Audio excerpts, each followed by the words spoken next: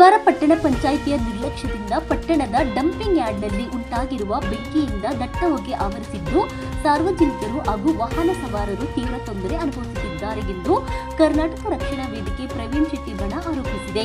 ಸಿರವಾರ ಲಿಂಗಸೂರು ಮುಖ್ಯ ರಸ್ತೆ ಪಕ್ಕದಲ್ಲೇ ಪಟ್ಟಣ ಪಂಚಾಯಿತಿಯು ಅನಧಿಕೃತವಾಗಿ ಕಸ ವಿಲೇವಾರಿ ಮಾಡುತ್ತಿದೆ. ಕಸದ ರಾಶಿಗೆ ಬೆಂಕಿ ತಗುಲಿ ದಟ್ಟ ಹೊಗೆ ಆವರಿಸಿರುವುದರಿಂದ ಮುಖ್ಯ ರಸ್ತೆಯಲ್ಲಿ ಸಂಚರಿಸುವ ಸಾರ್ವಜನಿಕರು, ವಾಹನ ಸವಾರರು ಹಾಗೂ ಶಾಲಾ ಕಾಲೇಜು ವಿದ್ಯಾರ್ಥಿಗಳು ಉಸಿರಾಟದ ತೊಂದರೆ ಸೇರಿದಂತೆ ಹಲವು ಸಮಸ್ಯೆಗಳನ್ನು ಎದುರಿಸುತ್ತಿದ್ದಾರೆ ಎಂದು ಸಂಘಟನೆ ತಿಳಿಸಿದೆ.